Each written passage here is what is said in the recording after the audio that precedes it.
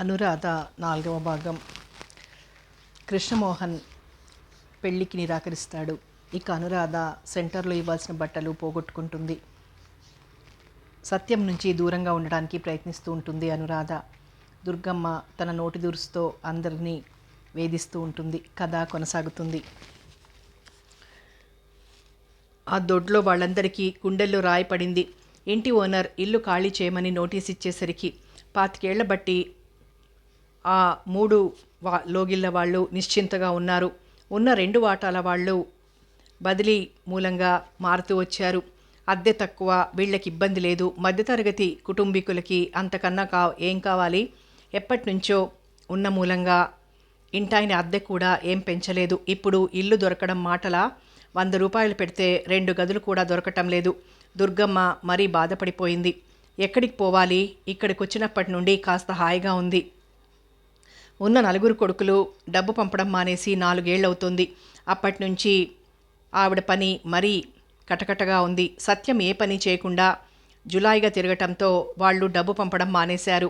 ఇంటిగలాయన కూడా వీళ్ళందరినీ లేవగొట్టి ఎక్కువ అద్దెకి మరొకరికి ఇచ్చుకుందామని ఖాళీ చేయమనలేదు. ఈ మధ్య భారీ వర్షాలకి 2 వాటాల వసారా కూలిపోయింది. ఓ వాటాలో ఇల్లాలికి నడ్డి విరిగినంత పనైంది. అసలు ఎప్పటినుంచో ఇల్లు బాగు చేయించాలనుకుంటున్నాడాయన. ఇప్పుడు రేకులు పీకేసి గోడలు లేపి ఏకంగా డాబా వేయించాలనుకుంటున్నాడు. రామనాథం 2-3 ఏళ్ళు చూశాడు. 150-200 అతనికి కళ్ళు తిరిగినంత పనైంది. 25 ఏళ్ల క్రితం 20 రూపాయలకి చేరి ఇప్పుడు 20 రూపాయలే ఇస్తున్నాడు. ఇల్లు చూసే భారం భార్యకి కొడుక్కి వదిలేసి నిశ్చింతగా ఉన్నాడు. 2 వాటాల వాళ్ళు ఇల్లు చూసుకుని వెళ్ళిపోయారు. ఓ వాటాలో ఆవిడ ఇంకో వారం చూసి మా అన్నయ్య ఇంటికి వెళ్ళిపోయి అక్కడ వెతుక్కుంటాను అంది. ఆవిడ అన్నగారికి సొంత ఇల్లుంది. ఆ ధీమా ఉందావిడికి. అన్నట్లుగానే వారం తర్వాత వెళ్ళిపోయింది. ఇంకా రామనాథం, దుర్గమ్మ మిగిలారు. మీతో పాటు నన్ను గుర్తుంచుకోండి అంది దుర్గమ్మ. సత్యం నిశ్చింతగా తిని తిరుగుతున్నాడు. 2 రోజులు సెలవు పెట్టి ఏదో ఒక ఇల్లుకి అడ్వాన్స్ ఇచ్చేయాలని తీర్మానించుకున్నాడు గోపి. సాయంత్రం తనొచ్చేసరికి తయారుగా ఉండమని అనురాధకు చెప్పాడు. వారం రోజుల నుంచి ఇంటిగలాయన కాళ్లల్లో నిప్పులు పోసేస్తున్నాడు. సాయంత్రం గోపి వచ్చేసరికి అనురాధ, చంద్ర కూడా తయారుగా ఉన్నారు. గోపి వస్తూనే తండ్రికి, నాన్న, కృష్ణమోహన్ గారు వాళ్ళ అవుట్ హౌస్ ఖాళీగానే ఉందట, ఇంకా 2 గదులు వాడుకోవచ్చని చెప్పారు. అసలు వెతుకుతాననుకోండి, 2 రోజులు సెలవు పెట్టాను, మా నాన్నగారికి చెప్తానని చెప్పానన్నాడు. అద్దె ఎంత అడుగుతాడో ముందు కనుక్కోకుండా చెప్తే ఆ తర్వాత మొహమాటం కూడా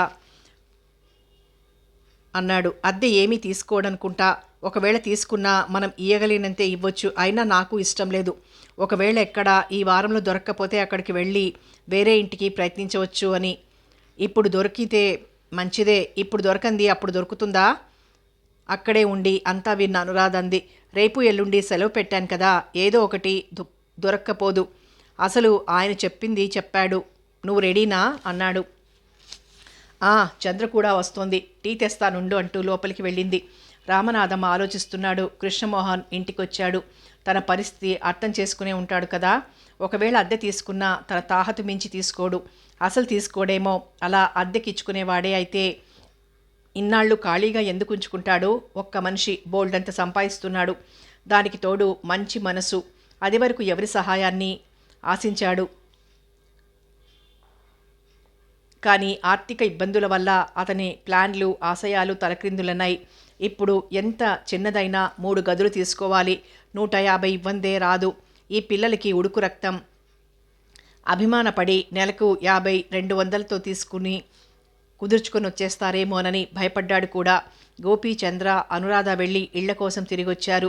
ఇళ్ళు లేవని, కానీ 2 ఇళ్ళు ఖాళీగా ఉన్నాయి. ఒకటి 200, కరెంటు వీళ్ళకి వేరే అన్నాడు. ఇంకోటి 180. 2 గదులు, ఒక్క అల్మారా లేదు, ఒక్క ర్యాక్ లేదు. వంటగదిలోంచి బయటికి దారి లేదు. ఓ సందులో ఇరుగ్గా 6 వాటాలున్నాయి.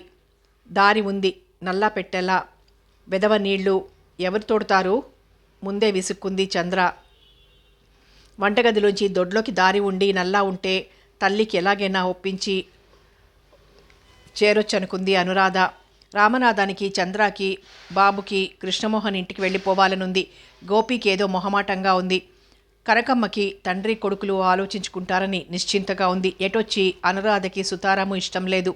అతను మిషన్ కొనుక్కోమని డబ్బిస్తానంటే వద్దని మానేసి ఇప్పుడు అతనింటికి వెళ్ళడమా? ఎంత లోకువా! అయినా అతన్నేమి అడగకుండానే ఎందుకు చెప్పినట్లు? సహాయం అడిగితే చేయడం వేరు, ఆది నుంచి ఇదే చొరవ. అడగకుండా చేస్తే అది అతిగానే కనిపిస్తుంది. ఏమైనా సరే ఈ వారంలో ఎలాగో అలాగా ఇల్లు కుదుర్చుకోవాలనుకుంది. గోపీతో 2 రోజులు ఇంటి కోసం తిరిగింది. లాభం లేకపోయింది. ఓ రోజు రాత్రి ఒక్కతే బయలుదేరింది. చంద్రాన్ని రమ్మంటే రానంది. అనురాధ ఎలాగైతేనేం ఓ ఇంటిని చూసి సంతృప్తి పడింది. ఇంటికొచ్చి గబగబా తల్లితో అంది, అమ్మా ఇల్లు దొరికింది. ఎక్కడ, ఎంత అంది. ముందు అద్దె ముఖ్యం. 3 గదులు, 160 రేకులనుకో. ఇక్కడ రేకులే కదా, బాత్రూమ్ పైనే ఉంది. లెట్రిన్కి మాత్రం కిందికి వెళ్ళాలి. మేడ మీద? చంద్ర అడిగింది. నీళ్లు పైకెక్కుతాయా? కనకమ్మ అడిగింది. అదొక్కటే ఇబ్బంది. కింద బావి నల్ల 2 ఉన్నాయి. నీళ్లు పైకెక్కవట, అందుకని పెట్టించలేదట. ఇప్పుడే అడ్వాన్స్ ఇచ్చేయమన్నారు. రేపు సాయంత్రంలోగా ఏ మాట చెప్పాలన్నారు.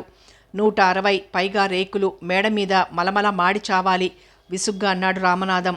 నీళ్లు పైకి మోయలేమా తల్లి, ఎన్ని నీళ్ళని మోస్తాం అంది కనకమ్మ. ఇంకా వాళ్ళ దగ్గర లాభం లేదనుకుని గోపి దగ్గర మొదలెట్టింది. నాన్నగారికి నువ్వు చెప్పు గోపి, ఎందుకు అక్కడికి వెళ్ళడం నాకు ఇష్టం లేదు. వాళ్ళకి కష్టమే రాధా, పోనీ కింది వాట అయినా అయింది కాదు. ఆ గోడలు కూడా బాగా కిందికున్నాయి. రేకులు గట్టిగా బాగా ఒళ్ళు విరుచుకున్నామంటే ఫెడేల్మని చేతులకి తగులుతాయి. అయినా కృష్ణమోహన్ ఇంట్లో ఊరికే ఉంటామా? అతను అద్దె పుచ్చుకోకపోతే వెంటనే ఏదో ఇల్లు చూసుకుందాం అన్నాడు. అక్కడికి వెళ్ళడం ఎందుకో నాకు ఇష్టం లేదు. నీకు అతని గురించి తెలియక అలా అంటున్నావు. అతను చాలా మంచివాడు, ప్రాణం ఇచ్చినట్లు మాట్లాడతాడు. జీవితంలో బాగా దెబ్బతిన్న వాడిలా ఉన్నాడు. మాట్లాడుతూ మధ్యలో పరధ్యానంగా ఉండిపోవడం నేను చాలాసార్లు గమనించాను. నిన్న కూడా అడిగాడు. గోపి చెప్పుకుపోతున్నాడు. అనురాధ మౌనంగా ఉండిపోయింది. తండ్రికి అంత అద్దెలో ఇష్టం లేదు. ఎప్పటినుంచో ఉంటున్నాం కాబట్టి 60లో ఇన్నాళ్ళు నెగ్గుకొచ్చాం కానీ ఇప్పుడు ఎక్కడైనా ఆ మాత్రం అద్దెలేందే ఇల్లు దొరకదు. చంద్ర తను గట్టిగా ఖచ్చితంగా తండ్రితో మాట్లాడలేదు. తనకి ఒక్క పనికి తప్ప మిగతా అందరికీ, తనకొక్కదానికే తప్ప మిగతా అందరికీ వెళ్లాలనే ఉంది. ఇంటి గలాయనొచ్చి కాస్త నిష్ఠూరంగా మరి కాస్త గట్టిగా మాట్లాడి వెళ్ళాడు. రామనాథం కృష్ణమోహన్కి వస్తున్నామని చెప్పమని గోపికి చెప్పాడు.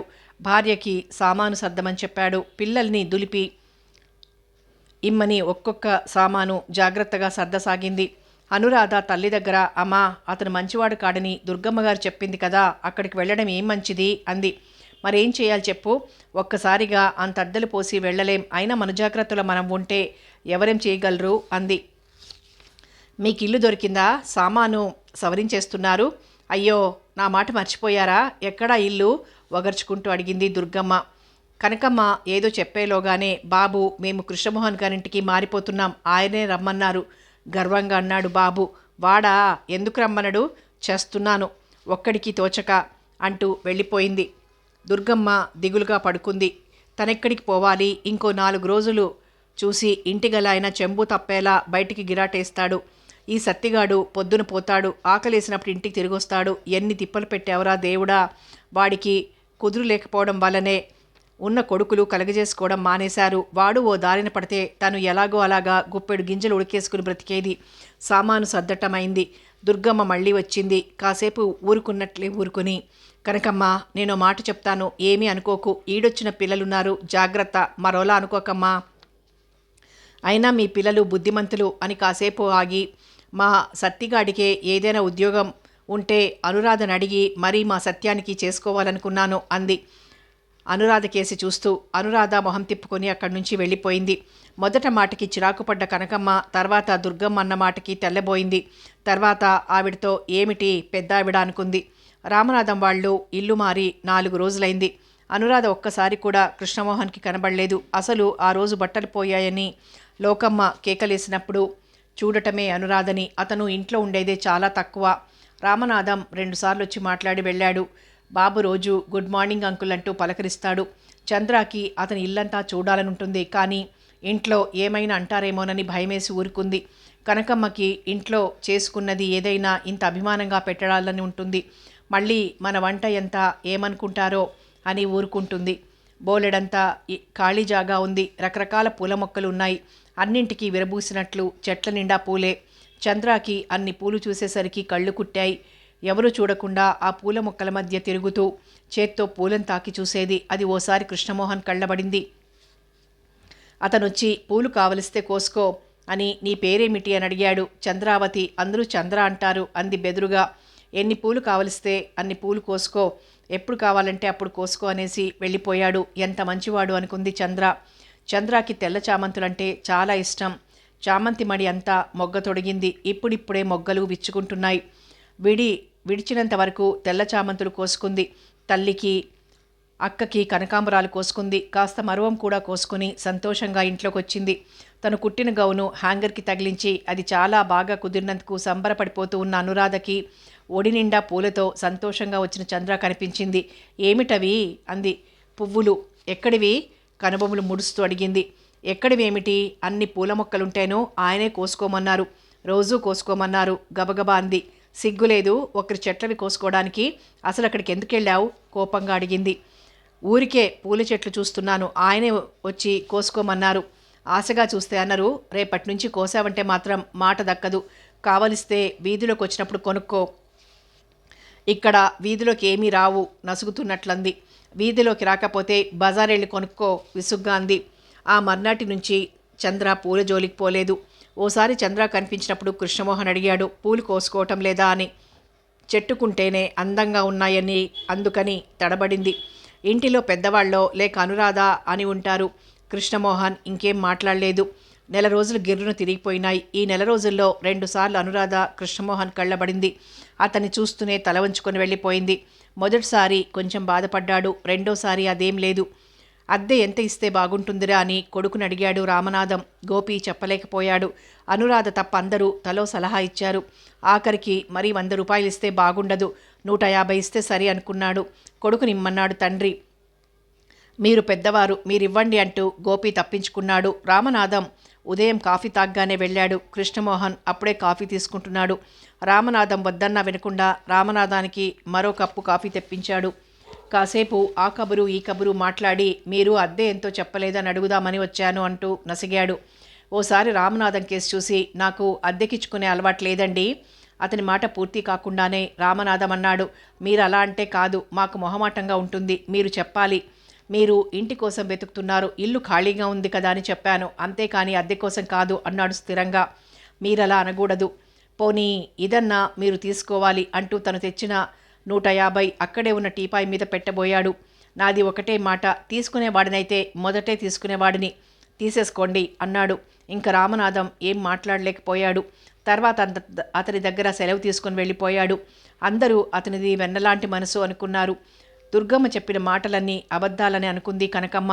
అనురాధ అతనిది అంతా నాటకమని, అది ఎప్పుడో ఒకప్పుడు బయటపడక మానదని అనుకుంది. ఆ రోజు వరలక్ష్మి వ్రతం. రామనాథం వచ్చి ఈరోజు భోజనానికి రావాలని కృష్ణమోహన్తో అన్నాడు. నేనెప్పుడో వేళ తప్పి వస్తానో, మీరు ఇలాంటివి పెట్టుకోకండి అని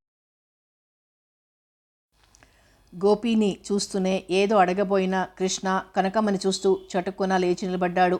భోజనానికి రమ్మంటే రానన్నారట. మీరు రాకపోతే నా మనసు చాలా బాధపడుతుంది. మీరే టైంకి వచ్చినా మాకేమీ ఇబ్బంది లేదు అంది ఎంతో అభిమానంగా. చాలా ఇబ్బందిగా నిలబడ్డాడు కృష్ణమోహన్.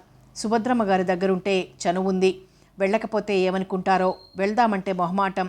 అతను నెమ్మదిగా ఏదో అనబోయాడు. తప్పకుండా రావాలి సార్, లేకపోతే మా అమ్మ చాలా బాధపడుతుందన్నాడు గోపి. మొత్తానికి అతని చేత ఊ అనిపించి కదిలింది కనకమ్మ.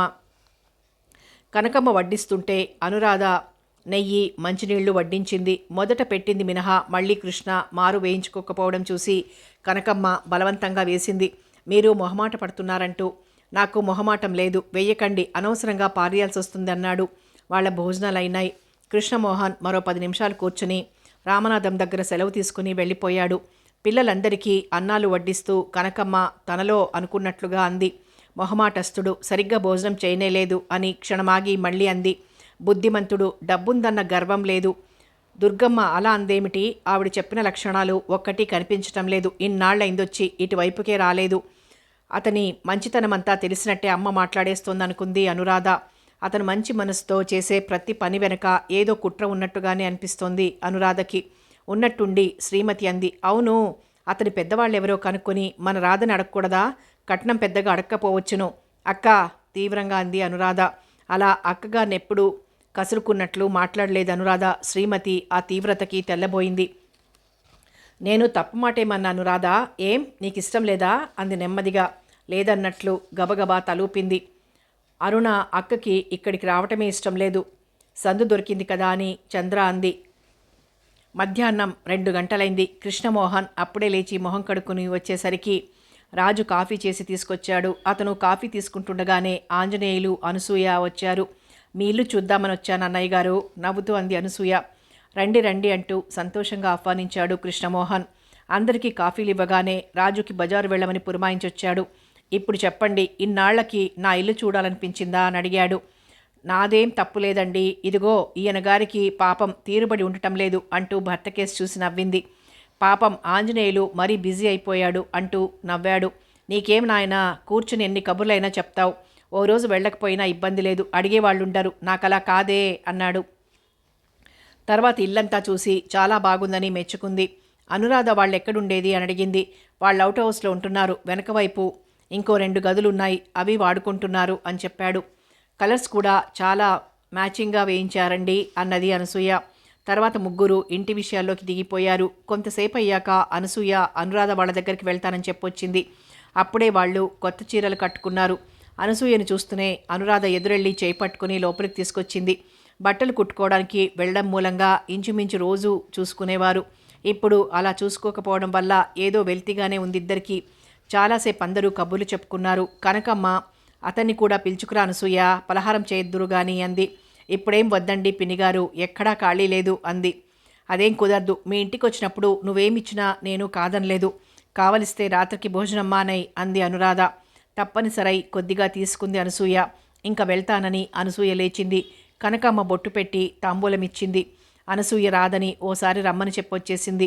నువ్వెళ్ళి అక్కడ కూర్చున్నావు, నీకోసం మీ అన్నయ్య స్వీట్ తెప్పించాడు అన్నాడు ఆంజనేయులు. అక్కడ వాళ్ళు పలహారం చేస్తే కానీ వల్ల కాదని పట్టుబట్టారు. మంచినీళ్లు తాగడానికి కూడా జాగా లేదు. అయినా ఇప్పుడు బజార్ నుంచి తెప్పించారా అంది. నేను చేయడం అంటూ వస్తే మీకు ఆ పదార్థం తింటే వెంటనే కాశీ వెళ్ళి అక్కడ వదిలేసి వస్తారు అన్నాడు కృష్ణమోహన్. మీరు చెయ్యాలని కాదనేనన్నది అంటూ వివరించింది నవ్వుతూ. 5 అవుతోంది, ఇంకా లేస్తావా లేదా అన్నాడు ఆంజనేయులు. అప్పుడే 5 అయిందా అని ఇంకొస్తామండి అన్నయ్య గారు అంటూ లేచి నిలబడింది. రాజు ట్రే తీసుకొచ్చి అక్కడే ఉన్న టీపాయ్ మీద పెట్టాడు. దాంట్లో యాపిల్ పళ్ళు, పువ్వులు, స్వీట్ బాక్స్ ఉన్నాయి. కృష్ణమోహన్ పర్సు తీసి 116 ట్రేలో పెడుతూ తీసుకోండి అనసూయ అన్నాడు. అతను పేరు పెట్టి చెప్పడం ఇదే ప్రథమం. ఇవన్నీ ఏమిటి? భార్యాభర్తలిద్దరూ ఒకేసారి అన్నారు. ఇంకా మీరేం అభ్యంతరం చెప్పొద్దు అని ఆంజనేయులు కేసి తిరుగుతూ, మా చెల్లాయికి నా ఇష్టం వచ్చినంత ఇస్తాను, నువ్వు అడ్డొస్తే మహాపాపం చుట్టుకుంటుంది అన్నాడు నవ్వుతూ. పళ్ళు స్వీటు తీసుకుంటాను అన్నయ్య గారు, మీ అన్నయ్యలు ఇస్తే తీసుకోరా? నాకంత అదృష్టం లేదు, మీరే నా అన్నయ్య, మరి ఇంకేమీ అభ్యంతరం చెప్పకండి అన్నాడు వెంటనే. భర్త కేసు చూసింది. తీసుకో అన్నట్టు చూశాడు. సంతోషంగా వాటిని అందుకుంది. తర్వాత అతని కాళ్ళకి నమస్కరించింది. అతను కంగారుగా వెనక్కి కదిలాడు. యథాలాపంగా నిలబడ్డ అతను అనసూయ అలా చేస్తుందనుకోలేదు. ఇదేమిటి, నాకెందుకు అన్నాడు తెల్లబోతూ. అన్నయ్యకి చెల్లెలు నమస్కరిస్తే వద్దనకూడదు, మహాపాపం చుట్టుకుంటుంది అన్నాడు ఆంజనేయులు. ముగ్గురు నవ్వుకున్నారు. ఎవరో అయ్యగారు అమ్మగారు వచ్చారు సార్ అన్నాడు రాజు. ఎవరా అనుకుంటూ వచ్చి కృష్ణమోహన్ చూడగా కాత్యాయిని భర్త కనిపించారు. గబగబా ఎదురు వెళ్ళాడు. ఇద్దరి నోటి వెంట ఒక్క మాట రాలేదు. కాత్యాయిని కృష్ణ ఒళ్లంతా ప్రేమగా నిమురుతూ బాగున్నావా కృష్ణ అని మాత్రం అడగగలిగింది. బెంగతో కళ్ళొత్తుకుంటోంది. కృష్ణమోహన్కి కూడా ఏమిటోలా అనిపించింది. రండి రండి లోపలికి మామయ్య అంటూ కాత్యాయిని చేపట్టుకుని నడిపించుకుని లోపలికి తీసుకెళ్లాడు. ఏమిటి మరి ఇలా అయిపోయావత్తయ్యా అన్నాడు. పెద్దదాన్ని అయిపోయాను కదరా, ఇంకెలా ఉంటాను అంది నవ్వుతూ. అప్పటికి ఇప్పటికీ మేనత్తలో చాలా మార్పు కనిపించింది. ఒక్కసారిగా ముసలి వాలకం వచ్చినట్లుగా కనబడుతోంది. కాఫీ పడందే బండి కదలదోయ్ అల్లుడు అన్నాడాయన. మాటల్లోనే రాజు ముగ్గురికి కాఫీలు తీసుకొచ్చాడు. మేనత్త చెప్పిందంతా విని కృష్ణమోహన్ బాధపడ్డాడు. డబ్బుంటేనే తల్లి తండ్రి ఈ రోజుల్లో. వాళ్ళకి హాస్టల్లో ఉంచి ఎంతెంత చదువులు చెప్పించాడు బాబాయ్. ఇప్పుడు వాడి దగ్గర నయా పైసా లేదని తెలిసి తొంగి చూసి వంగి వాలటం లేదు. నలుగురు 4 పదులు పంపితే అవుతుందా? కట్నం డబ్బు ఇవ్వలేదని ఈశ్వర్ని కాపురానికి తీసుకెళ్లలేదు. మంచంలో అలుక్కుపోతున్నాడు. బాధగా అంది. ఎన్నాళ్ళైంది పక్షవాతం వచ్చి అని అడిగాడు. 4 నెలలైందట. అప్పటినుంచి వద్దామంటే కుదిరింది కాదు. నన్ను చూస్తూనే 2 చేతులు పట్టుకొని బావురమన్నాడు. ఈశ్వరి నాతో వస్తానంది అని ఆగింది. వాళ్ళు వద్దని అనుంటారు పళ్ళబిగునన్నాడు. లేదురా, నువ్వు నమ్ముతావో నమ్మవో కానీ చాలా మారిపోయారు వాళ్ళు. పిన్ని ఎప్పుడు పైకి తేలేది కాదనుకో. బాబాయ్ మాత్రం నాకు తగిన శిక్షే వేశాడు భగవంతుడంటూ ఒకటే గోల. నువ్వు వాళ్ళ మీద చాలా కోపంగా ఉన్నావనుకుని ఇప్పుడు వద్దన్నాడు. కొడుకులు వదిలేశారు. తమ్ముళ్ళు కలుగజేసుకోలేదా? అందులో ఒక ఆయన డాక్టర్ కూడా. ఎవరైనా అంతా బాగున్నప్పుడే వారం వారం వస్తానంటట. 20 రోజులకు కానీ రాడట. దూరమైపోయింది అంటాడట పైగా. కానీ నా దగ్గర ఉండు అన్నమాట అనలేదట. బాధగా అంది. ఎంత చెడ్డ అన్నగారు. తనని రమ్మని ఎప్పుడు అడక్కపోయినా అనకపోయినా, ఒక్కసారి క్షేమ సమాచారాలు తెలుపుతూ ఒక్క కార్డు రాయకపోయినా రామబ్రహ్మాని చూసేసరికి కడుపు తరుక్కుపోయింది. తను కాస్తన్నా సహాయం చెయ్యొచ్చు, తన వల్ల అంటే పని కాదు. భర్త చెయ్యడు. చూడ్డానికి తీసుకురావడానికే తెగ మూలుక్కొని ఇన్నాళ్లకు తీసుకొచ్చాడు.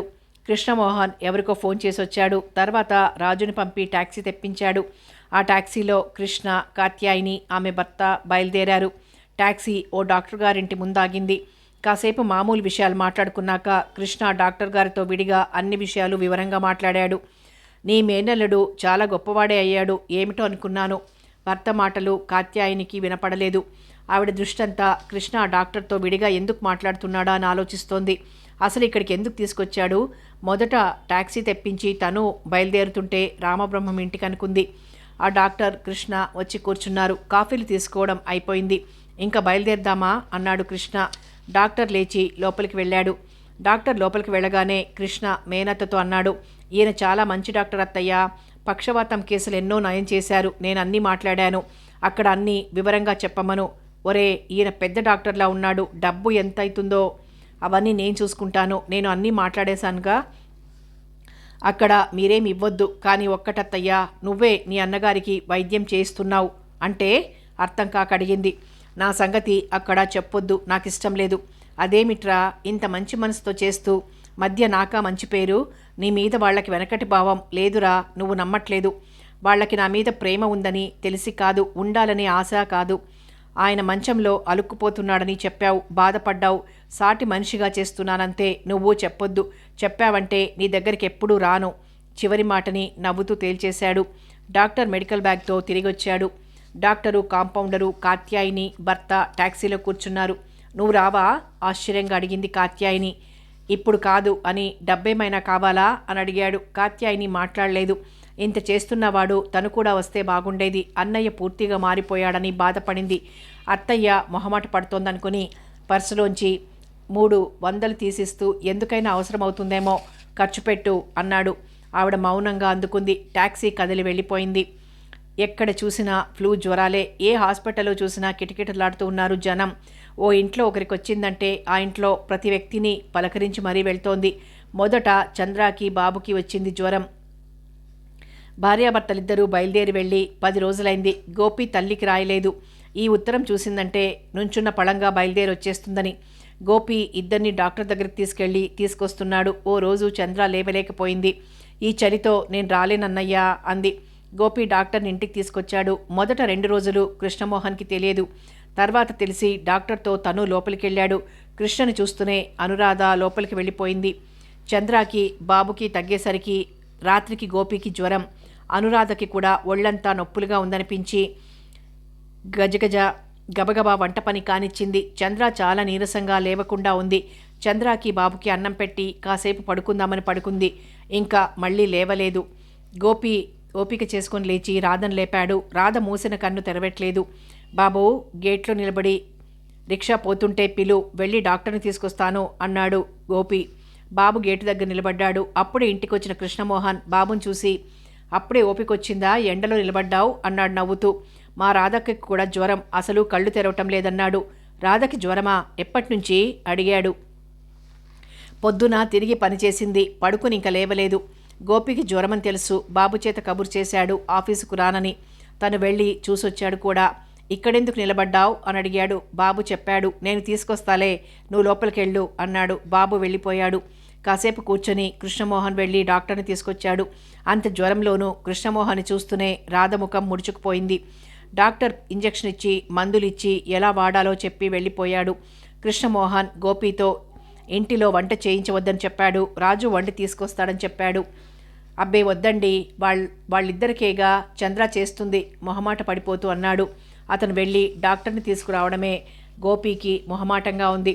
పర్వాలేదు, బాబు నా అతిథి, ఆ అమ్మాయి మొహమాట పడుతుందేమో, ఇక్కడికి తీసుకొస్తాడు అన్నాడు. గోపి మళ్ళీ ఎక్కడ వద్దంటాడోనని చంద్రాకి భయమేసింది. వాళ్ళకి కాఫీ కాచిచ్చే ఓపిక కూడా లేదు చంద్రాకి. వెదవ జ్వరం, అమ్మ ఊళ్ళో లేనప్పుడే రావాలా అని బాధపడింది. కృష్ణమోహన్ 2 పూటలా వెళ్ళి చూసొస్తున్నాడు. జ్వరంతో ఉండగానే రాధకి విసుగ్గా ఉంది. అతని రాక కాస్త తగ్గాక భరించరానిదిగా ఉంది. పెద్ద ఈ సహాయాలెందుకో, వాళ్ళో వెర్రిమొహాలు, ఎప్పుడూ బోల్తా పడతారు. బొప్పి కడితే కానీ వాళ్ళకి తెలిసిరాదు. అంతా తనకి తెలిసినట్టే భావించుకుని బాధపడసాగింది. రాధకి జ్వరం తగ్గింది. తేలిగ్గానే లేచి కూర్చుంది. కృష్ణమోహన్ తేలిగ్గా ఊపిరి పీల్చుకున్నాడు. చంద్ర, ఈరోజు ఇక్కడే చేయి వంట, అయినా నాకు తేలిగ్గానే ఉంది, నేను సహాయం చేస్తాను అంది. గోపి క్రితం రోజే పత్యం తిన్నాడు. ఇంకా నయంలే, వంట చేస్తుందంట. వంట నేను చేయగలను చంద్ర అంది. అప్పుడే లోపలికి వస్తున్న కృష్ణ ఈ మాటలు విన్నాడు. అక్కడ గోపి లేడు. కూర్చోండి అంటూ చంద్ర కుర్చీ తీసుకొచ్చి వేసింది. 2 రోజులు పోయాక మీరే చేసుకుందురు గాని ఈరోజు చెయ్యొద్దు చంద్ర అన్నాడు కృష్ణ. అతన్ని చూస్తూనే లేవబోయింది రాధ. కానీ కళ్ళు గిర్రును తిరిగాయి. లేచి లోపలికి వెళ్ళి ఓపిక లేక మోకాళ్ళ మీద గడ్డ మాంచుకుని అలాగే కూర్చుంది. తనంటే రాధకి నిరసన భావం ఉందని తెలుసుకుని ఇంకా అలా వెళ్ళకూడదు, దేనిలోనూ ఇరుక్కోకూడదు అనుకుంటూనే ఎందుకో అందుకు కలగజేసుకుంటూ వచ్చాడు. తనంటే రాధకి విసుగు, నిరసన భావం. తనింట్లో ఉండాలంటే బాధ. తనింట్లో తయారైన వంటకం తినాలంటే రాధకి ప్రాణం మీదకి వచ్చినట్టుగా ఉంటుంది. ఇన్ని గ్రహిస్తూ కూడా ఎందుకు తనింతవరకు తీసుకొచ్చాడు? ఆలోచనలని ఆచరణలో పెట్టలేకపోయాడు. ఎందుకని బాధగా కిటికీ ఊచలకి తలాంచుకున్నాడు. కనకమ్మ, రామనాథం ఊరు నుంచి తిరిగొచ్చారు. వచ్చినప్పటి నుంచి మంచి కబుర్లు చెప్పుకుంటున్నా కబుర్లు తెమలట్లేదు. కనకమ్మ పూతరేకుల చుట్టలు, మినపసున్ని, కొబ్బరికాయలు, అరటికాయలు ఊరు నుంచి తెచ్చిన వాటిల్లో తలా కాస్త తీసుకొని తనే స్వయంగా కృష్ణకి ఇవ్వాలని తీసుకొచ్చింది. ఇన్ని నేనొక్కడిని ఏం చేసుకుంటానండి అన్నాడు మొహమాటంగా. ఎన్నున్నాయి, అట్టే లేవు అంది. కనకమ్మ అలా వెళ్ళిందో లేదో కాత్యాయిని, ఈశ్వర్ని తీసుకొచ్చింది. వారేనే కృష్ణ అన్నయ్య, ఊళ్ళో ఉండి కూడా ఒకరినొకరికి పరిచయం చేయాల్సి వస్తోంది అంది. వాడేనే కృష్ణ అన్నయ్య అనగానే నవ్వబోయిన ఈశ్వరి మేనత్త మిగతా మాటలు అనేసరికి సిగ్గుపడి తలుంచుకుంది. కూర్చో ఈశ్వరి అన్నాడు కృష్ణ అభిమానంగా. ఈశ్వరి కూర్చుంది. కృష్ణ అడిగిన వాటికి జవాబులు చెప్పసాగింది. ఈశ్వరి బెదురుతోందని గ్రహించాడు. ఈశ్వరికి ఇల్లంతా తిప్పి చూపించాడు. ఈశ్వరి సంతోషంగా చూసింది. నేను ఇన్ని మాట్లాడుతుంటే నువ్వొక్కటి మాట్లాడవేం ఈశ్వరి అన్నాడు నవ్వుతూ. కృష్ణ అంత ప్రాణం ఇచ్చినట్టుగా మాట్లాడుతుంటే ఆశ్చర్యంతో, ఆనందంతో నోట మాట రావటం లేదు ఈశ్వరికి. మా మీద నీకు అసలు కోపం లేదా అన్నయ్య అని ఆశ్చర్యంగా అడిగింది. ఎందుకు కోపం అన్నాడు. ఇంకా ఈశ్వరికి ఎలా అడగాలో అర్థం కాలేదు. ఇప్పుడు కోపం లేదు కదా అని సంతోషించింది. ఎలా ఉంది ఈశ్వరి మీ అన్నయ్య ఇల్లు? కాత్యాయిని అడిగింది. అన్నయ్య ఇల్లు బాగుండక ఇంకా ఎవరి ఇల్లు బాగుంటుంది అంది సంతోషంగా నవ్వుతూ. ఈశ్వరి పువ్వులు కోసుకుంటానని వెళ్ళింది. ఈశ్వరి అటు వెళ్ళగా చూసిన కాత్యాయిని అంది, నీ కోపం వస్తుందేమో కృష్ణ, మరీ తప్పింది కాదు. కిటికీ దగ్గర నిలబడి పూలు కోసుకుంటున్న ఈశ్వర్ని అభిమానంగా చూస్తున్న కృష్ణమోహన్ ఇటు తిరగకుండానే ఏమిటి అన్నాడు. ఎంత చెప్పకుండా దాద్దామన్నా కుదరలేదురా. అన్నయ్యకి అనుమానం కలిగింది. తన మీద ఒట్టు పెట్టి చెప్పమన్నాడు. చెప్పే వరకు పచ్చి మంచినీళ్లు కూడా ముట్టరని భీష్మించుకుని కూర్చున్నాడు. ఏం చెయ్యను చెప్పు సంజాయిషి ధోరణిలో అంది. కృష్ణ పూర్తిగా ఇటు తిరిగాడు. అసలు ఆ అనుమానం ఎందుకు వచ్చింది? నేను డాక్టర్ని తీసుకొచ్చి వైద్యం చేయిస్తున్నానంటే ఎవరు నమ్ముతారు? మీ మామయ్య సంగతి వాడికి తెలియదా? ఈ పూట పట్టుపట్టి కూర్చున్నాడు. ఇంకా చెప్పక తప్పింది కాదు. ఇంకా వాడి ఆరాటం చూడాలి, ఆ మాటలు వినాలి. మీ పిన్నికి జ్వరం, నిన్ననే పత్యం తీసుకుంది. వాడి ధోరణి చూసి కంగారు పడిపోయింది. మీరేం కంగారు పడకండి, నేను తెలివిగానే మాట్లాడుతున్నాను. వాడికి ఇంట్లో శుభకార్యాలకు కూడా శుభలేఖ వేయలేదు. వాడికి ఎందుకు ఇంత అభిమానం నా మీద అంటాడు. ఇప్పుడు నుంచున్న పళంగా వెళ్ళాలంటాడు. నాకు చాలా ఓపిక వచ్చింది. వాడి దగ్గరికి వెళ్ళాలంటూ కూర్చున్నాడు. వాడికి సర్ది చెప్పి ఇలా వచ్చానంటూ అంతా చెప్పి తేలిగ్గా ఊపిరి పీల్చుకుంది. కృష్ణమోహన్ ఏమీ మాట్లాడలేదు. వచ్చి మేనత్త ఎదురుగా కూర్చున్నాడు. ఈశ్వరి పువ్వులు కోసుకొచ్చింది. దారం ఉందా అన్నయ్య అంది. ఈశ్వరి అన్నయ్య అన్నయ్య అని పిలుస్తుంటే అనిర్వచనీయమైన భావంతో అతని మనసు నిండిపోయింది. రక్త సంబంధీకులు ఇంతమంది ఉండి కూడా తను ఇన్నాళ్ళు ఒంటరిగా బ్రతికాడు. లేచి దారపురీలు తీసుకొచ్చిచ్చాడు. ఈశ్వరి చకచకా మాల కడుతుంటే అలాగే చూస్తూ ఉండిపోయాడు. ఇవిగో ఈ కవరు వాళ్ళకు అందజేయి అంటూ ఓ పొడుగాటి కవరు మేనత్త చేతుల్లో పెట్టాడు కృష్ణమోహన్. కాత్యాయిని అందుకుంటూ ఏమిటిది అంది అనుమానంగా. పొలం తాలూకు దస్తావేజులు అంటే తెల్లబోతూ అడిగింది. లేకపోతే నాకెందుకవి? నేనేం డబ్బు కోసం వేశానా? నేను చేసిన ఈ పనికి ఆ లోకంలో ఉన్న నా తల్లిదండ్రులు నన్ను క్షమిస్తారనే చేశానా? నా మనసు మండి చేశాను. ఆయన నోటికి హద్దు పద్దు లేకుండా పోతుంటే భరించలేక చేశాను. క్షణం ఆగాడు. కాత్యాయిని ఏం మాట్లాడలేకపోయింది. ఆయన్ని ఎప్పుడూ పల్లెత్తు మాటని ఎరగను. వాళ్ల నెత్తిమీదకెళ్ళి కూర్చోలేదు. నాకేం చేయలేదని కూడా నేను ఎవరి గురించి ఎప్పుడూ అనలేదు. ఆయనకెందుకు నా మీద అంత కక్ష? నన్ను గురించి ఎలాంటి ప్రచారం చేసినా సహించాను. నేను ఆయన కళ్ళబడ్డానంటే ఆయన హేళనకి అడ్డుండదు. అయినా భరించాను. నాకు ఏమాత్రం పరిచయం ఉన్న వ్యక్తి అయినా ఆయన్ని కలవడం మహాపాపం. వాళ్ళ దగ్గర నా గురించో పంచాంగం విప్పడం ఆయనతో ఏమిటని దానికి ఊరుకున్నాను. కానీ రాధిక తన గురించి కూడా ఆయన ఎంత దుష్ప్రచారం చేశాడో ఎవ్వరికీ తెలియదు. అతని గొంతు భారంగా అయిపోయింది. చటుక్కున అక్కడి నుంచి లేచి కిటికీ దగ్గరికి వెళ్ళిపోయాడు. అక్కడి నుంచే మెల్లగా అన్నాడు. ఇంకా అప్పుడు నేను సహించలేకపోయాను అత్తయ్య. ఇవి వాళ్ళకి ఎలా అందజేయాలా అని ఆలోచిస్తున్నాను. సరే, అంతలో నువ్వే వచ్చావు అన్నాడు. అవునరా కృష్ణ, మీ మావయ్య వచ్చి చెప్పేసరికి నేనెంత బాధపడిపోయానో తెలుసా? అప్పుడు అన్నయ్య అంటున్న మాటలు తెలిసి వివరంగా ఉత్తరం రాశాను కూడా. ఏమిటో వాడి తత్వం మొదటి నుంచి అంతే. ఇప్పుడు మంచంలో పడ్డాక అన్నీ తెలుసుకున్నాడు. బాధగా అంది. కృష్ణ ఏదో అనబోతూ ఇటు తిరిగాడు. గుమ్మంలో ఈశ్వరి నిలబడి ఉంది. కన్నీటితో చెంపలు తడిసి ఉన్నాయి. ఈశ్వరి గబగబా దగ్గరికెళ్తూ కంగారుగా అన్నాడు. అంతా విన్నానన్నయ్యా. నా గురించి అందరూ అన్నవి నిజమేనేమో అనుకునేదాన్ని. మా నాన్న గురించి ఇంతలా తలచలేదు. మా నాన్న తరపున నేను ఈశ్వరి భుజం తడుతూ ఇంకా ఆ విషయాలు నువ్వేమీ తలంచవద్దు.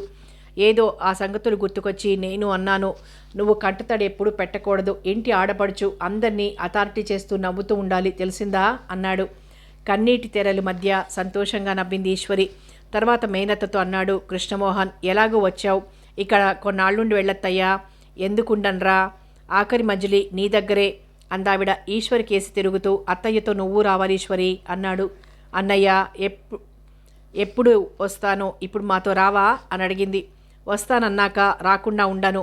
రాదలుచుకోకపోతే వస్తానని మాట ఇవ్వను. కానీ ఇప్పుడు కాదు. ఇప్పుడు దేనికి ఉద్రేకపడకూడదు.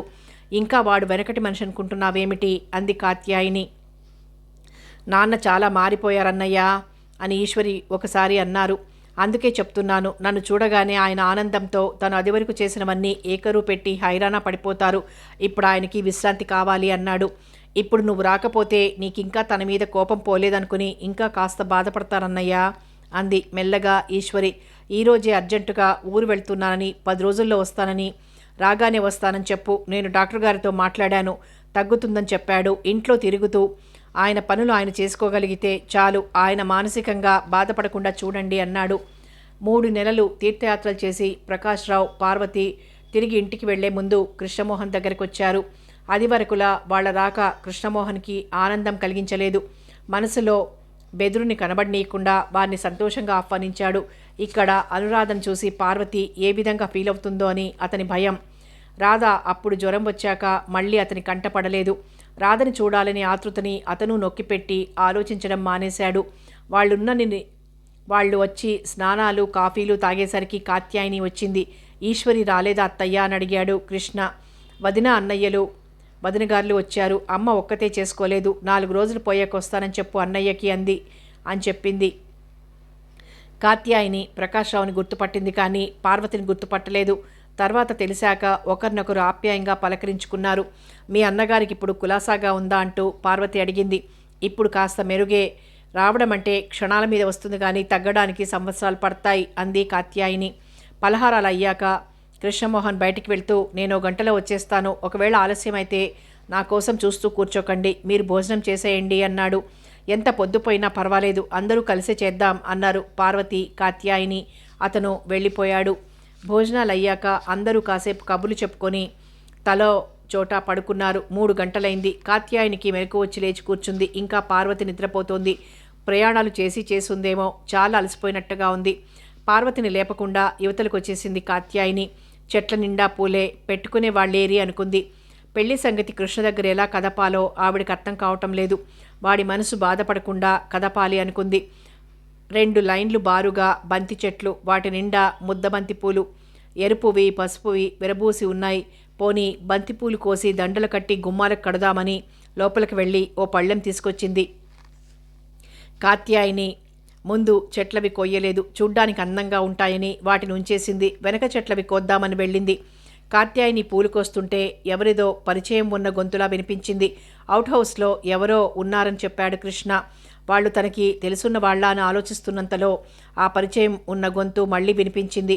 దుర్గమ్మ గొంతులా ఉందే, దుర్గమ్మ ఉంటే ఎవరో అని ఎందుకు చెప్పాడు కృష్ణ అనుకుంటూ అటు అడుగులు వేసింది. దుర్గమ్మ నోటి వెంట కృష్ణ ప్రసక్తి వచ్చేసరికి టక్కున ఆగిపోయింది. ఒక్కొక్కళ్ళ బ్రతుకు అంతేనమ్మా కనకమ్మ. పినతండ్రి ఆస్తంతా వేసుకున్నాడు. పాపం వాడు పక్షవాతం వచ్చి మంచంలో పడి వాడి ఉసురున ఏడుస్తున్నాడు. వాడి ఉసురున పడి ఎందరూ ఏడవటం లేదు. ఆ మేనమామ మేనత్త పిల్ల చచ్చి అలా ఏడుస్తున్నారా? వాడి మూలంగానేగా అది చచ్చింది. ఇంతమందిని ఏడిపించి వాడు మాత్రం ఎన్నాళ్ళు దూకుడుగా లోపలికొచ్చింది కాత్యాయిని. కొత్త వ్యక్తిని చూసి కనకమ్మ ఎవరా అని లేచి నిలబడింది. కనకమ్మ అలా లేచి నిలబడ్డంతో తను ఇటు తిరిగింది. దుర్గమ్మ మొదట ఎవరో అనుకుంది. ఆ ఉగ్రరూపం చూసి హడలిపోయింది. తను లేచి నిలబడుతూ, నువ్వటే కాత్యాయిని? ఎప్పుడొచ్చావు? ఎన్నాళ్ళైందే నిన్ను చూసి? ఛీ నోర్మయ్, ఇంకా నువ్వు తంపులు పెట్టడం మానలేదు. కృష్ణ పేరెత్తడానికి కూడా నీకు అర్హత లేదు. ఆయాసంగా ఆగింది. దుర్గమ్మ నవ్వుతూ తెల్లబోయింది. కాత్యాయిని వినే స్థితిలో లేదు. నీకు ఒకరి చేత చెప్పించుకునే వయసా? పుట్టుకతో వచ్చిన బుద్ధి చివరికంటా పోదని రుజువు చేయాలనుకున్నావులా ఉంది. ఆ పిల్ల ఎలా చచ్చిందో చూసినట్లే చెప్తున్నావే. వీడి మూలంగా చస్తే ఆ పిల్ల తల్లిదండ్రులు వీడి గడప తొక్కుతారా? వాళ్ళొచ్చారు ఈ పూట, వచ్చి చూడు. దుర్గమ్మకి కళ్ళు తిరిగినట్లయింది. ఇంతమందిలో అవమానం ఆఖరి అస్త్రంగా అంది దుర్గమ్మ. ఎన్ని కబుర్లు నేర్చావే? మీ వదిలి మీద ఎన్ని చెప్పి ఏడ్చేదానివి? అవును, చిన్నతనంలో చేసిన తప్పు గ్రహించి బుద్ధిగా మసులుకుంటున్నానే గాని నీలా గడ్డి తినటం లేదు. పో ఇక్కడి నుంచి, హుంకరించింది. సణుక్కుంటూ విసవిస వెళ్ళిపోయింది దుర్గమ్మ. తలెత్తి కనకమ్మ కేసి చూడలేకపోయింది. ఈ గొడవకి లోపల గదిలో ఉన్న అనురాధ, చంద్ర వచ్చారు. కనకమ్మ అది వరకు దుర్గమ్మ మాటలు నిజమేనేమో అనుకుంది. కానీ ఇక్కడికి వచ్చాక కృష్ణ ప్రవర్తనలో వంక పెట్టడానికి లేదని ఎప్పుడో గ్రహించింది. దుర్గమ్మ చంద్ర బజారెడితే కనిపించి కూడా వచ్చింది. వచ్చినప్పటి నుండి కృష్ణ గురించి చెప్తూ ఆడపిల్లల జాగ్రత్తని చెప్తుంటే విసుగ్గా ఉన్నా భరిస్తోంది. కాత్యాయిని కేక విని అప్పుడే లేచి యువతలకు వచ్చిన పార్వతి ఎవరి మీద ఈవిడ అంతగా కేకలేస్తోంది? కృష్ణ మేనమామ అంటోంది అనుకుంటూ వచ్చింది. దుర్గమ్మ అవమాన భారంతో గబగబా వెళ్తూ పార్వతిని చూసింది. మొహం తిప్పుకొని గబగబా వెళ్ళిపోయింది. కాత్యాయిని కనకమ్మతో అంటోంది, కృష్ణ నా మేనల్లుడేనండి, అన్న కొడుకు. చిన్నప్పటి నుండి ఈ అన్నయ్య దగ్గరే ఉండేదాన్ని. మా వదిన్ని తెగ బాధ పెట్టేది. అసలు ఆవిడ బుద్ధే అంతా. అప్పుడే అక్కడికి వచ్చిన పార్వతిని చూపి, ఈవిడే కృష్ణ మేనమామ భార్య, వీళ్లే కృష్ణని దగ్గరుంచుకుని చదువు చెప్పించారు అంది. రండి లోపలికంటూ వాళ్ళిద్దరినీ లోపలికి తీసుకెళ్ళింది కనకమ్మ. కాత్యాయిని కూర్చుంది. పార్వతి కూర్చోబోతున్నదల్లా ఆగి నిటారుగా నిలబడింది. కూర్చోండి కనకమ్మ అంది.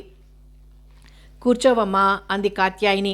కాత్యాయినికి ఇంకా ఆయాసం పూర్తిగా తగ్గలేదు. వాళ్ల మాటలేవి పార్వతికి వినబడలేదు. దుర్గమ్మ మాటల్ని ఖండిస్తూ కాత్యాయిని అన్న మాటలు ఇంకా రాధ చెవుల్లో గింగురుమంటున్నాయి. పరాగ్గా గుమ్మం దగ్గర అలాగే నిలబడింది. పార్వతి కళ్ళు రాధ మీదనే నిల్చున్నాయి. కలలో లేచి నడుస్తున్న దానిలా నడిచి రాధ దగ్గరికి వెళ్ళింది. పరాగ్గా ఉన్న రాధ ఉలిక్కి పడింది. కనకమ్మకి పార్వతి అలా ఎందుకు వెళ్తోందో అర్థంగాక, రండి కూర్చోండి అంది మళ్ళీ. కాత్యాయిని రాధని అంత పరీక్షగా చూడలేదు. అయినా రాధికని ఎప్పుడో చాలా రోజుల క్రితం చూసింది. అందుకని రాధని మామూలుగా చూడ్డంతో ఆవిడకేమో రాధిక పోలికలు గుర్తించలేదు. పార్వతి 2 చేతులు రాధ భుజాల మీద వేసింది. ఆవిడ పెదాలు అదురుతున్నాయి. కాళ్ళు పట్టు తప్పిపోతున్నట్టుగా అనిపించింది. రాధ చెయ్యి అలా పట్టుకుని నిల్చున్న చోట అలాగే కూర్చుండిపోయింది. పార్వతితో సమానంగా రాధ కూడా కూర్చుండిపోయింది. రాధకి అంత అయోమయంగా అనిపించసాగింది. అక్కయ్య ఏమిటమ్మా ఇది? కాత్యాయిని దగ్గరికి వచ్చి అంది చెయ్యి పట్టుకుంటూ. చూడు కాత్యాయిని, రాధికలా లేదు అంటూ రాధతో నీ పేరేమిటమ్మా అంది. పార్వతి కంఠం వణికింది. ముచ్చెమటలు పోస్తున్నాయి. బలవంతంగా బిగబెట్టుకున్నట్లు కూర్చుంది. కాత్యాయిని అనురాధకి ఇప్పుడు పరీక్షగా చూసింది. లంగా ఓణిలో తనింటికొచ్చిన రాధికని గుర్తు తెచ్చుకుంది. అవును, రాధికని అప్పుడు చూసిన వాళ్ళిప్పుడు రాధని చూస్తే కాలం తెచ్చిన మార్పు తప్ప ఏం తేడా అనిపించదు. కాత్యాయిని నెట్టూర్చింది. పార్వతి చెయ్యి అందిపుచ్చుకుంటూ, లే అక్కయ్య, ఇంట్లోకి వెళ్దాంరా అంది లాలింపుగా. అనురాధకంతా అయోమయంగా ఉంది. బొమ్మలా అలాగే కూర్చుంది. కనకమ్మ గబగబా అంది, కాఫీ తీసుకుని వెళ్దురు గాని ఆవిడ్ని అలా కాసేపు పడుకోనివ్వండంటూ పక్క దులిపి దిండు సరిగ్గా వేసింది. మరోసారి వస్తాంలేండి, ఆవిడ అదోలా అయిపోతోంది. వాళ్ళ అమ్మాయే పోయింది. ఆ అమ్మాయి గురించి దుర్గమ్మ కల్పించి చెప్తోంది. వీళ్ళ అమ్మాయి అచ్చు మీ అమ్మాయిలాగే ఉండేది, అందుకే అక్కయ్య అలా అయిపోతోంది అని. లే అక్కయ్య అంది. పార్వతి లేవలేదు. రాధనే చూస్తూ, నీ పేరేమిటమ్మా అంది మళ్ళీ. అనురాధండి అంది మెల్లగా రాధ. చంద్ర గబగబా కాఫీ పెట్టి తీసుకొచ్చింది. ఇప్పుడెందుకండి ఇవన్నీ అంది కాత్యాయిని. కాఫీకేముంది, తీసుకోండి అంది కనకమ్మ. పార్వతి మారు మాట్లాడకుండా కాఫీ తీసుకుంది. పార్వతిని ఎలాగైతేనేం అక్కడ నుంచి లేవదీసి ఇంట్లోకి తీసుకొచ్చింది. వాళ్ళొచ్చేసరికి కృష్ణమోహన్ కాలుగాలిన పిల్లిలా హాల్లో తిరుగుతున్నాడు. ప్రకాశ్రావుకి ఇదేం తెలియక, ఎక్కడికి వెళ్ళారా వాళ్ళు అని అడిగాడు. వాళ్ళని చూడగానే కంగారుగా దగ్గరకొచ్చాడు కృష్ణ. కృష్ణ దగ్గరికి రాగానే పార్వతి మొదటి ప్రశ్న, ఇన్నాళ్ళు నాకు చెప్పలేదేం కృష్ణ అని. కృష్ణమోహన్ మాట్లాడలేదు. వెళ్ళి మంచం మీద పార్వతి కూర్చోవడానికి 4 దిండ్లు అమర్చాడు. కాత్యాయిని పార్వతిని మంచం దగ్గరికి తీసుకొచ్చింది. ఏమిటి, ఏమైంది కంగారుగా అడిగాడు ప్రకాశ్రావు. భర్త 2 చేతులు పట్టుకొని ఆవేశంగా అంటోంది. రాధికండి, మన రాధిక. రాధికేమిటి, ఇంకెక్కడ రాధిక అతను బాధగా అంటూ కాత్యాయిని కేసి తిరిగి, మీరు చెప్పండి, ఏం జరిగింది అసలు ఆతృతగా అడిగాడు. కాత్యాయిని జరిగింది చెప్పింది. వాళ్ళకి కాస్త ఎడంగా రాయిలా నిలబడ్డాడు కృష్ణమోహన్. ప్రకాశ్రావు ఏమీ మాట్లాడలేని వాడిలా ఉండిపోయాడు. కాత్యాయిని ఓదార్చగా కొంతసేపటికి తేరుకుంది. కాత్యాయిని పార్వతి ద్వారా రాధిక ఎలా పోయిందో తెలిసింది అనురాధకి. రాధిక బ్రతికి బాగుంటే కృష్ణమోహన్కి ఇచ్చి పెళ్లి చేసేవారని తెలుసుకుంది. ఇన్ని సంగతులు తెలుసుకున్న అనురాధకి మతి పోయినట్లయింది. తను కృష్ణమోహన్ని ప్రతి విషయానికి ఎంత అపార్థం చేసుకుందో తలుచుకుంటే తన మీద తనకే అసహ్యం కలగసాగింది. అతను తన పట్ల చూపే ఆదరణని, శ్రద్ధని తను ప్రతిదానికి వేరే అర్థాలు కల్పించుకుంది. అమ్మ పాటి తను ఆలోచించలేకపోయింది. కృష్ణమోహన్ షోకేస్ దగ్గర నిలబడున్నాడు. అతని చేతిలో లేడీస్ వాచి ఉంది. దానికి కీ ఇస్తున్నాడు. అది తను ఆనాడు ఇంటర్వ్యూకి వెళ్ళినప్పుడు రాధికకి కొన్న వాచి. తను వచ్చేసరికి రాధికే ఎదురుపడాలని, తను రాధిక కోసం ప్రజెంటేషన్గా తెచ్చిన వాచి. రాధిక మణికట్టు కమర్చి ఆ కళ్లల్లో విరిజిమ్మే వింత కాంతుల్ని చూడాలని ఉవ్విళ్ళూరుతూ తెచ్చిన వాచి. ఆ చిన్ని షోకేస్లో రాధిక ఫోటో ఉంటుంది. ఆ ఫోటోకి రోజు ఓ తెల్ల గులాబీ పెట్టి ఆ వాచీకి కీ ఇవ్వడం అతని దినచర్యలో ముఖ్యమైంది. రాధిక ఫోటోకి ఓ తెల్ల గులాబీ పెట్టి వాచీకి కీ ఇచ్చి పల్చని సిల్కు తెరని రాధిక ఫోటో ఆ గదిలోకి ఎవరు వచ్చినా కనబడకుండా లాగేస్తాడు. అతనికి రాధిక ఫోటోని ఎవరూ చూడడం ఇష్టం ఉండదు. చూసిన వాళ్ళు చూసినట్టు ఊరుకోరు. ఎవరి నుండి ఎటువంటి సానుభూతిని అతను భరించలేడు. పని మీద రవిశంకర్తో ఊరు వెళ్ళాడు కృష్ణమోహన్. అతను ఊరు వెళ్ళాక ధైర్యంగా రాధ వచ్చి పార్వతి దగ్గర కూర్చోసాగింది. అది వరకు పార్వతి ఎన్నిసార్లు రమ్మన్నా రావడానికి ధైర్యం చాలలేదు. ఇప్పుడు అతను ఊళ్ళో లేకపోవడంతో ధైర్యంగా వచ్చింది. పార్వతి ఎన్ని కబులు చెప్పినా విసుగు లేకుండా వింటుంది. పార్వతి బలవంతం మీద ఒక్కొక్కసారి ఇక్కడే భోజనం చేస్తోంది. ఆ రోజు శుక్రవారం. రాధ తలకి పోసుకుని తోటలో పూలు కోసి తల్లికి కాసినిచ్చి పార్వతికి కూడా పట్టుకొచ్చింది. పార్వతి అప్పుడే పూజ చేసుకుందామని పూజకి సిద్ధం చేసుకుంటోంది. రాధని చూసి, వచ్చావా, ఇప్పుడే రాజుని పంపిద్దామనుకుంటున్నాను అంది. ఎందుకండి అంది తను తెచ్చిన పూలు అక్కడ పెడుతూ. ఈరోజు నువ్వు పాట పాడుతుంటే పూజ చేయాలనిపించింది అంది నవ్వుతూ. ఇంక అనురాధ ఏమీ అనలేదు. పార్వతి పూజకి సిద్ధం చేసుకుంటుంటే తను కొన్ని పూలు మాలగా కట్టి ఆవిడకిస్తూ, కృష్ణ విగ్రహానికి వేయండి పిన్నిగారు అంది. నువ్వు తలకు పోసుకున్నావుగా, నువ్వు వేయొచ్చు, వేయి, ఈ లోపల నేనన్నీ సిద్ధం చేసుకుంటాను అంది. ఆవిడ అలా ఎందుకందా అని ఓసారి ఆవిడ కేసి చూసింది. పార్వతి తన పనిలో నిమగ్నురాలై ఉంది. అనురాధ తను తయారు చేసిన కదంబమాలని ఓసారి చూసింది. మెల్లగా కదిలి కృష్ణ విగ్రహం దగ్గరికెళ్ళి నిలబడిపోయింది. మురళి వాయిస్తున్న ఆ తెల్లని విగ్రహం కేసి చూసింది. మురళి వాయిస్తున్న గోపాలకృష్ణుడు కళ్లల్లో కొంటెతనం స్పష్టంగా తెలుస్తుంది. తదేకంగా అలాగే చూస్తూ ఉండిపోతుంది. అలా ఎంతసేపు నిలబడిపోయిందో. అయిందా అని పార్వతి పిలిచేసరికి తేరుకుంది. తన చేతిలో కదంబమాలని ఆ కృష్ణ విగ్రహానికి వేస్తూ భక్తిగా నమస్కరించింది. పార్వతి పూజ మొదలెట్టబోతూ, నీకు వచ్చిన పాట ఏదైనా పాడు అంది. రాధ బ్రతిమాలించుకోలేదు. తనకొచ్చిన పాట, కృష్ణుని మీద పాట నెమ్మదిగా శ్రావ్యంగా అందుకుంది. వీళ్ళు పూజ హడావిడిలో ఉన్నారు. కృష్ణ వచ్చింది, వాళ్ళు చూడలేదు. రాజు చెప్పలేదు. పూజ చేసుకుంటుంటే మాట్లాడించకూడదేమోనని. కృష్ణ వస్తూనే రాధ పాట విన్నాడు. అతను రాధ అనుకోలేదు. రాధ ఆ రోజు రాజుని వంట చెయ్యొద్దని చెప్పడానికే ఒకసారి వచ్చింది. మళ్ళా ఎప్పుడూ రాగా అతను చూడలేదు. అతను ఈశ్వరి వచ్చిందేమో అనుకున్నాడు. ఈశ్వరి ఇంత బాగా పాడుతుందా అనుకున్నాడు. వెంటనే బూట్లు విప్పి కాళ్ళు కడుక్కొని పూజ గదికేసొచ్చాడు. అక్కడ దృశ్యం చూసి తెల్లబోయాడు. ఆశ్చర్యపడ్డాడు. పార్వతి పూజ చేస్తోంది. అనురాధ 2 చేతులు జోడించి కళ్ళు మూసుకుని తన్మయంగా పాట పాడుతోంది. అతడు నిశ్శబ్దంగా వెనక్కొచ్చేశాడు. పార్వతి పూజ అయింది. నైవేద్యం పెట్టింది. రాజు వచ్చి అయ్యగారు వచ్చారు అని చెప్పాడు. అనురాధ ఉలిక్కి పడింది. పార్వతి ఇచ్చిన ప్రసాదం తీసుకుని వస్తా పిన్నిగారు అంది. రాధా, ఈ పూట నీ భోజనం ఇక్కడే అంది. మీరు చెప్పినప్పుడలా చేస్తూనే ఉన్నాను. ఇంకా ఇప్పుడు బలవంత పెట్టకండి. పార్వతిని ఎలాగైతేనేం ఒప్పించి వెళ్ళిపోయింది. కృష్ణ ఎదురుపడాలంటే ఏదో బెరుగ్గా ఉంటుంది. అతని మనసు చాలా గాయపడిందని అతని ముఖం చూస్తేనే తెలుస్తోంది. ఆ రోజు రాజుకి అన్నం వడ్డొద్దని చెప్పడానికి వచ్చినప్పటి నుంచి అతని మనసు మరీ గాయపడిందని అనురాధ గ్రహించింది. అసలు సంగతులు తెలిసినప్పటి నుంచి అనురాధ కృష్ణని తను చూసినప్పటి నుంచి ప్రతీదీ గుర్తుకు చేసుకోసాగింది. ఆఖరికి మొన్నీ మధ్య అనుమానం కలిగి గోపీని అడిగింది. మిషన్ కొన్న డబ్బు కృష్ణమోహన్ గారిచ్చిందే కదూ అని. గోపి చెప్పలేదు. నీకెందుకొచ్చింది అనుమానం అని అడిగాడు. నిజం చెప్పు, నేనేం అనన్లే అంది. గోపీకి ధైర్యం వచ్చి అసలు సంగతి చెప్పి ఏం అలా అడుగుతున్నావు అని అడిగాడు. ఏం లేదని వచ్చేసింది. అలా ప్రతీదీ గుర్తు చేసుకుంటుంటే తనంటే అతనికి ఎంత ఆరాధనో శ్రద్ధో గ్రహించేసరికి ఒక్కసారి అతని దగ్గరికి వెళ్ళి నన్ను క్షమించండి అని చెప్తే కానీ మనసు కుదుట పడేలా లేదు. కానీ ఎలా? అతనితో తనకి పరిచయమేది? అతడు తన కళ్ళబడితేనే తను ముఖం ముడుచుకునేది. ఇంట్లోకి వచ్చిన అనురాధకి మనసు కుదురులేదు. పుస్తకం చదవాలని ప్రయత్నించి విఫలురాలైంది. ఆఖరికి క్రితం రోజు సగం కుట్టి ఆపు చేసిన గౌను కుడదామని ప్రయత్నించింది. అది సాధ్యం కాలేదు.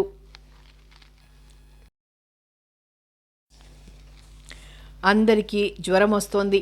తనది రాయిలాంటి శరీరమని, రాధని జ్వరం వచ్చినప్పుడు కృష్ణ అమాయకంగా అనుకున్నాడు. అతని కోరిక తీర్చడానికి అన్నట్లు అతనికి జ్వరం వచ్చింది.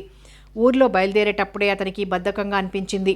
వచ్చిన పూట ఏదో బడలికలే అనుకొని భోంచేశాడు. రాత్రికి ఒళ్ళు తెలియని జ్వరం వచ్చేసింది. పార్వతికి ఒకటే కంగారు. ప్రకాశ్రావు డాక్టర్ దగ్గరికి బయలుదేరబోతుంటే గోపి వచ్చాడు. సంగతి తెలుసుకుని ప్రకాశ్రావును ఉండమని తను వెళ్ళి డాక్టర్ని తీసుకొచ్చాడు.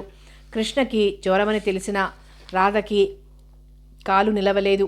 అలా అని చొరవగా వెళ్ళి పలకరించే చనువు లేదు, ధైర్యం లేదు. యాంత్రికంగా ఇంట్లో పనులు చేస్తుందే గాని మనసంతా కృష్ణ మీదే ఉంది. 4 రోజులు భారంగా గడిచిపోయాయి. అనురాధకి 4 రోజులు 4 యుగాల్లా గడిచినాయి. మొదటి రోజు సంతోషంగా అతను ఎదురుపడటానికి జంకి వెళ్ళిపోయింది. కానీ తర్వాత ధైర్యం తెచ్చుకొని పార్వతికి సాయంగా ఇక్కడే ఉండిపోయింది.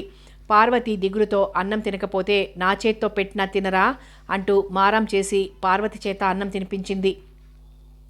నువ్వు కాబట్టి ఆవిడ చేత తినిపించావు. అదే నేనైతే పచ్చి మంచినీళ్ళు కూడా తాగించలేను అన్నాడు ప్రకాశ్రావు. కృష్ణకి కూడా కాఫీ కావాలన్నా అతనికి ఏది కావాలన్నా పార్వతి లేవబోతుంటే మీరు కూర్చోండమ్మా నేను చేస్తాను అనేది. రాధ అలా అమ్మ అన్నప్పుడు ఏదో బాధ, మరేదో ఊరట. రాధ చేత అమ్మ అని పిలిపించుకోవాలని, అంతలోనే మళ్ళీ ఏదో బెరుకు. రాధకేసి కళ్ళెత్తి చూస్తే చూపులు మరల్చుకోవాలని ఉండదు పార్వతికి. కృష్ణకి అంగీకారమైతే కృష్ణకి రాధనిచ్చి చేస్తే బాగుంటుందని మహా ఇదిగా ఉందావిడికి. కానీ రాధ మాట ఎత్తేసరికి కృష్ణ అంతదాకా ప్రసన్నంగా మాట్లాడుతున్నవాడు అదోలా అయిపోవడం ఎందుకో ఆవిడకి అర్థం కాలేదు. భర్తతో అని చూసింది. తొందర పనికిరాదు, చెప్దాం అన్నాడు. కృష్ణకి జ్వరం తగ్గి కాస్త లేచి కూర్చునేసరికి పార్వతికి మనసు కుదురు పడింది. కృష్ణ మొహం కడుక్కొని వచ్చేసరికి రాధ కాఫీ కప్పు తీసుకుని గుమ్మం వరకు వచ్చి ఆగిపోయింది. రా రాధా, పర్వాలేదు రామ్మా అంది పార్వతి. కృష్ణ తలెత్తి చూసేసరికి రాధ అప్పుడే బెదురుగా కళ్ళెత్తి చూసింది. అతని కళ్ళల్లో లీలగా ఆశ్చర్యం కదలాడింది. వెంటనే చూపులు మరల్చుకున్నాడు. రాధ కాఫీ తీసుకొచ్చి పార్వతి చేతికిచ్చింది. పార్వతి కృష్ణకిచ్చింది. అతను యాంత్రికంగా అందుకున్నాడు. రాధ పార్వతికి ఇవ్వగానే వెంటనే అక్కడి నుంచి వెళ్ళిపోయింది. పార్వతి చెప్తోంది, ఈ 5-6 రోజులుగా రాధ తనకి ఎంత సహాయం చేసింది. రాధ కనుక ధైర్యం చెప్పకపోతే తను ఈ మాత్రం తిరగలేకపోయేదాన్నని చెప్పింది. కృష్ణకి మొదట అయోమయంగా అనిపించింది.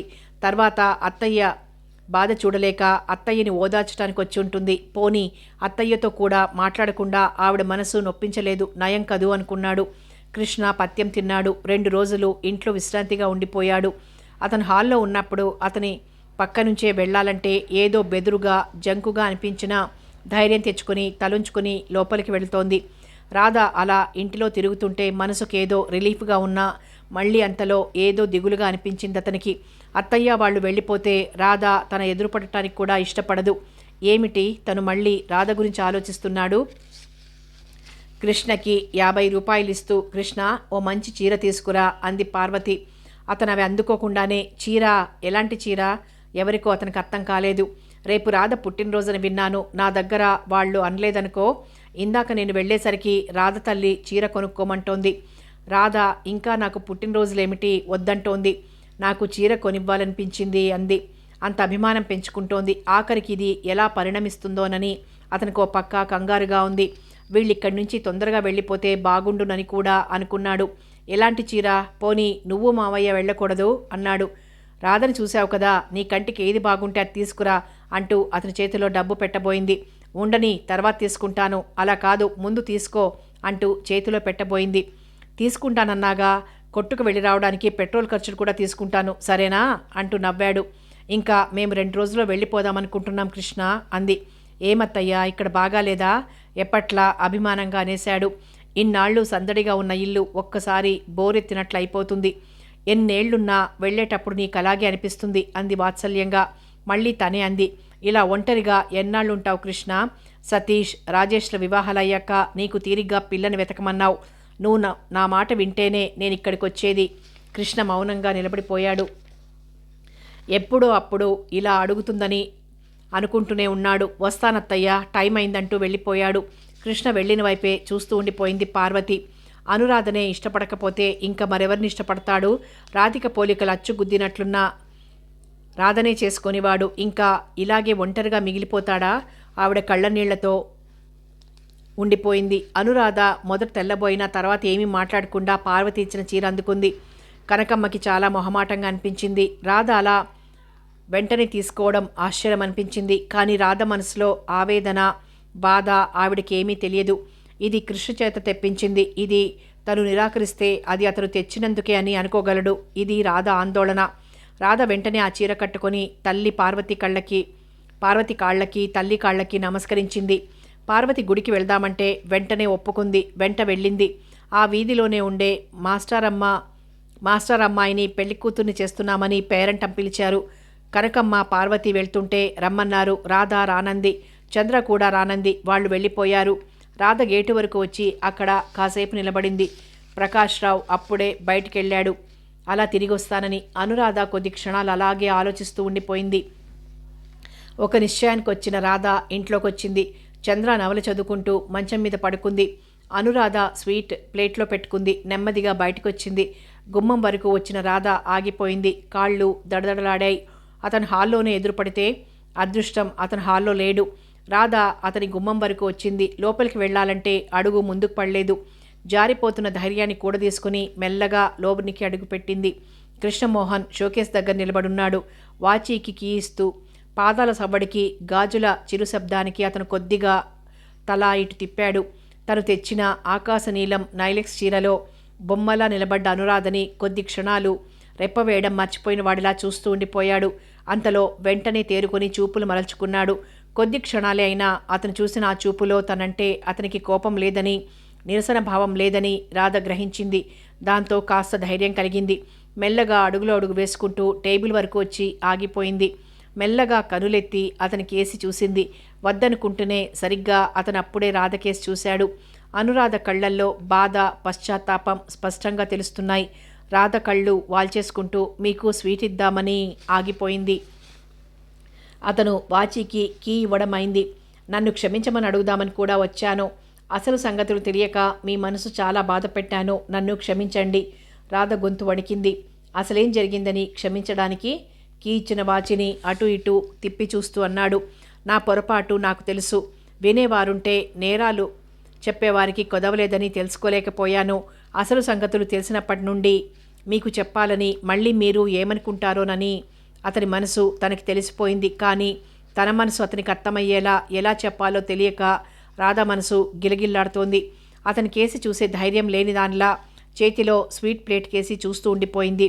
కొద్ది క్షణాలు కళ్ళు వాల్చుకొని నిలబడ్డ రాధ కేసి చూసిన కృష్ణ కుడి చేతిలోని వాచి ఎడం చేతిలోకి తీసుకొని కుడి చేయి ముందుకు చాచాడు. రాధ గుండెలు దడదడలాడాయి. స్వీట్ ప్లేటు అతనికి అందించింది మౌనంగా. అతను ఆ ప్లేటు టేబుల్ మీద పెట్టి 4 అడుగులు ముందుకు వేసి రాధ దగ్గరికి వచ్చాడు. అనురాధ ఊపిరి బిగబట్టి అలాగే నిలబడిపోయింది. రాధ కుడి చేయి తన చేతిలోకి తీసుకున్నాడు కృష్ణ. రాధ గుండె జల్లుమంది. అలా తీసుకున్న ఆ చేతికి తన చేతిలో వాచి పెట్టాడు. ధైర్యం చేసి కనులెత్తి అతని కేసి చూసింది రాధ. ఆ చూపుల్ని తన చూపులతో బంధించాడు కృష్ణ. పేరంటానికి వెళ్ళిన పార్వతి వస్తూనే కృష్ణ వెళ్ళిపోయాడా అంటూ వచ్చింది. కృష్ణ చేతిలో తన చేతిని విడిపించుకోబోయింది.